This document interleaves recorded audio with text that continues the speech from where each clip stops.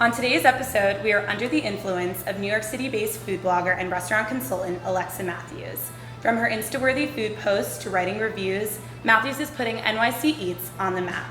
And today you are getting a new taste of her story.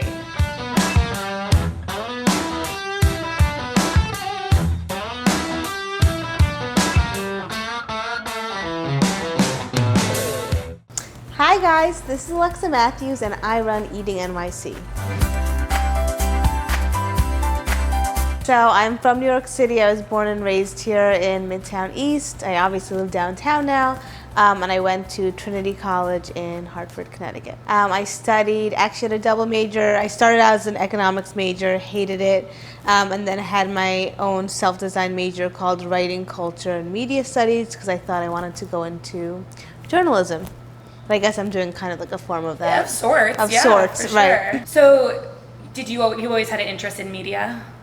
Yeah, I always loved to write, and I always loved like journalism type of thing. So when I graduated college, I knew I wanted to go into that world, but I wasn't sure really exactly what I wanted to do. What was your first job out of college?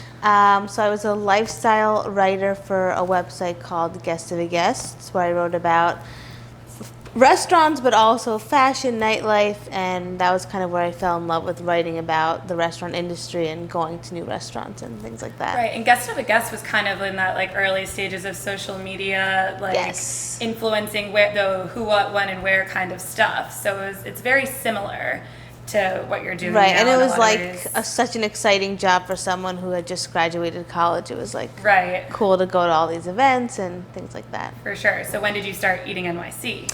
So I actually started it while I was there. So it was a few months after I'd finished school.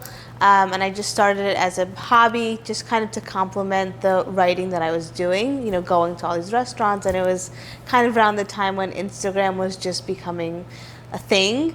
Right. And I was like, okay, well, I'm taking these pictures of these foods for the articles I'm writing, so maybe I'm just gonna start a food Instagram account for fun. So that was really all it was at the time. Okay, and your first post was in 2013, I think? 2014. 2014, okay. And it's like a picture of like a bagel and lox or something A horribly edited and filtered picture. We went all the way back. Oh my god, yeah. So what was the first post that you posted that you were like, oh, this is like hitting and people are following me and liking this? Was it a picture, a video? Well, I feel like it was such an interesting time because Instagram was so like new then, and there weren't really any, maybe there were a couple of food Instagram accounts, so it didn't take long to start getting like a following coming in. I don't know, I think it was like after 6 months I had 10,000 followers, which at that time felt like a lot. I was like, wow. It still is a lot. Yeah, I was though. like this, yeah, so, but there wasn't like any particular moment, but it was definitely like steady. What format did you see working the best when you first started out, and how did you play on your successes and, you know, get rid of what wasn't working? Right. Well, back then I think it was totally different. Obviously what stands then I think still stands now, which is posting quality content consistently. But back then I would do crazy things, like I would go through like the eats hashtag and like all the pictures, which was very easy to do in one day because there weren't that many, which is hard to believe. But I would do things like that to try to engage my audience and get other people to see my account. And also reposting other people's pictures, bigger accounts, or trying to get bigger accounts to repost my pictures. But I think the space is just like so saturated now that I don't think that would necessarily work. Right. So the big question is, do you think that you would have seen the same success if you had started today in Definitely the saturated no. market? Definitely not. I think that's not just to stay for food. I think that's for any Instagram or really social media. I just think it is so difficult now because the space just is really that saturated, and you know the algorithms keep changing, and we don't have the same understanding that we did 7 years ago of how things work and why they work or why they don't. Mm-hmm. When was the first time you saw profit from this, like versus it just being an Instagram account? I want to say sometime within the first year. It started out, I think after a few months, like I would get an invite to a restaurant, and I was like, what is this? What do they want? Like, is this weird? Like, is this, it was like so bizarre. Like, this is so strange. Like, I wasn't used to that. And I like had my first lunch with like someone who did PR, and like that kind of opened the door. So it went from like that to like gifting things. And then, you know, I would get an email or two being like, what's your rate for a post? And I was like, whoa, like this is a whole new kind of ball game. So it started out like super informally. I want to say around the first year, with people like literally Venmoing me like $200 to post something, to being like, in the course of like in the next year or two, being like, here's an NDA with a brief that like we need you to sign before we can share the details of this project. Like, so the whole industry like really just changed very, very quickly. I want to say that was like around probably like in 2015. That I think the influencer space just, you know, all these like traditional PR firms that were previously working with media or writers or more traditional like online bloggers were suddenly like, there's this whole new world of people we can tap into, and like, how do we do this? And, you know, it's kind of like I always say this, but it was like a learning process for everyone together, meaning like the influencers and the agencies and the brands, and figuring out how do we do this, and of course a lot of that is like legal stuff too. So just a huge like unfolding of a new industry. So right, like you were a pioneer on the early stages of this as an industry, and now so many people today call it their full-time job. So at what point did you say, I can do this full-time? So it was kind of at the point where I realized I had a 9-to-5 job, and I was like had so much anxiety because I was invited to like press trips and events, and I was like, I can't do this with my vacation days. Like, how am I gonna do this? And I was like, wait, like actually, like I can make more money not sitting at this desk. And I was like, this is really scary, but like I think I need to just do this and leave. And I just did. So that was in 2016, at the end of 2016. So it's been a few years, but it was definitely more just like scary making that decision, but it was definitely the right one. Right, So. and it was when it made probably a pivot from just getting free stuff to actually getting paid to do things. Right. I was like, well, I'm actually losing money. If I'm sitting here, I'm missing out on things, and like this just doesn't make sense anymore. And obviously, you know, there's a lot of risk or fear involved when you're like gonna jump and do something on your own, and you don't have like a boss, and you don't have a steady income, you know. So it was definitely the thought that was scary, but the right decision ultimately. Do you have a target demographic, or is it kind of just anyone who likes food? It's actually pretty niche. It's women in New York, like primarily between the ages of like 25 and 35. So just like, I like to think of it as like an extension of myself or my social circle, or just people who are like me or friends of friends, because that's really how it started.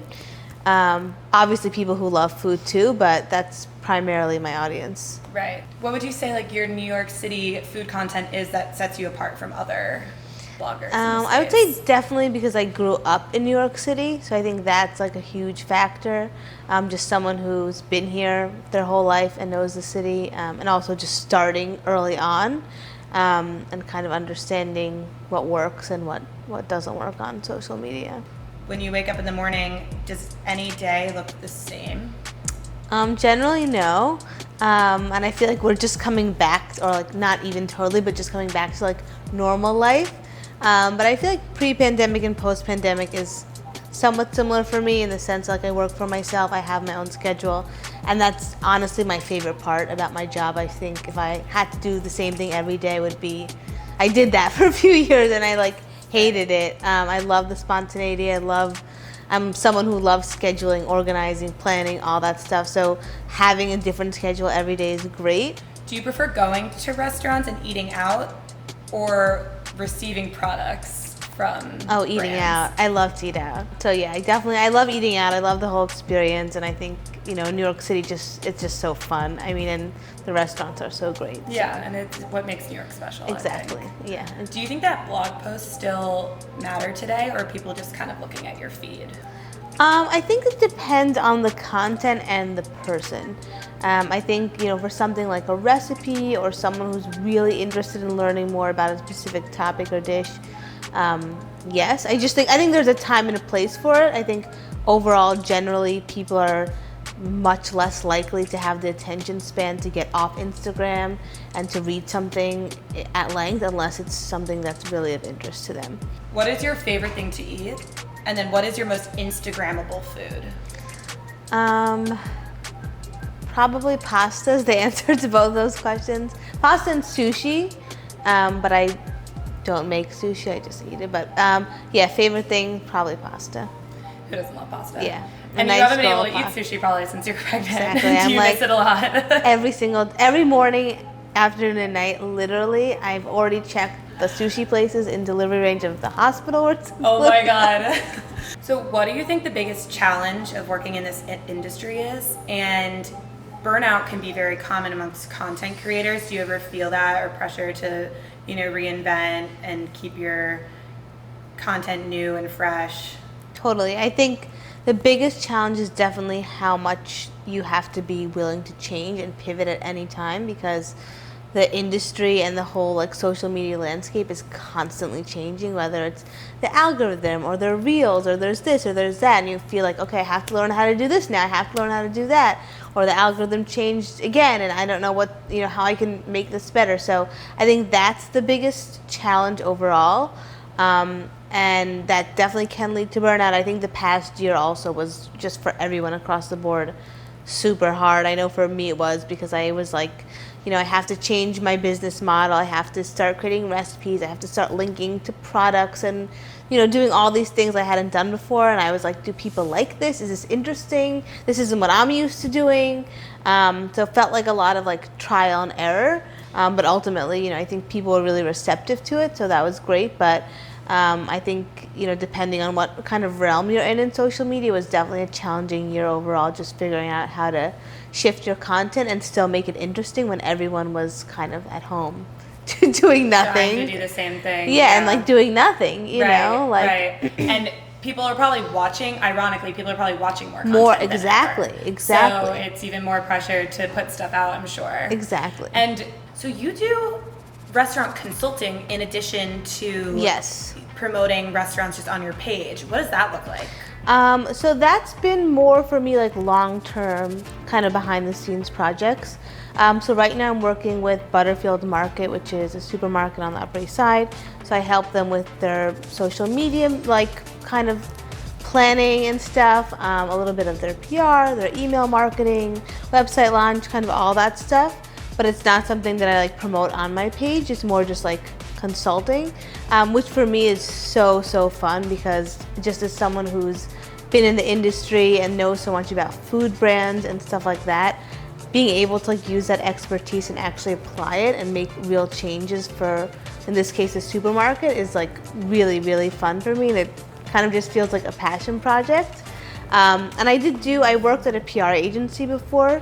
So I do have a background in social media management and all that stuff, but when I started doing that, it was more admin, and now being able to just actually consult and say, here's what I think you should do, is just so fun for me. So I really like it. Similarly to helping a supermarket or a restaurant in consulting, do you have an example of a time that you posted about a restaurant and felt like you contributed to some success or some traffic? Oh yeah, for sure. I feel like that happens a lot, especially I think when Instagram, when it was earlier on and it wasn't as saturated, if I would post something Business Insider would come in, or another whatever news outlet would come in and want to feature that dish or whatever it was. I feel like there was a time when restaurants were creating viral, the viral milkshake or whatever it was. And people, my post would get so many likes and views or whatever, and it would really change. I think it still does now too, but people are obviously just more saturated, so it's harder to kind of make that huge impact. Right. What's the coolest part of your job? There's so many things I love about it. I think honestly the people. I think the people in the hospitality industry are just so nice. And being able to just make connections with people and have them kind of come full circle, whether it's someone I worked with at a previous job or a chef, or just kind of revisiting all those relationships with different aspects of my job is just really fun and always very rewarding. And food is universal. Everyone, right? Yes, everyone has to eat. Everyone has to eat. Everyone can talk about food. Everyone has an opinion. Yeah, So, that too.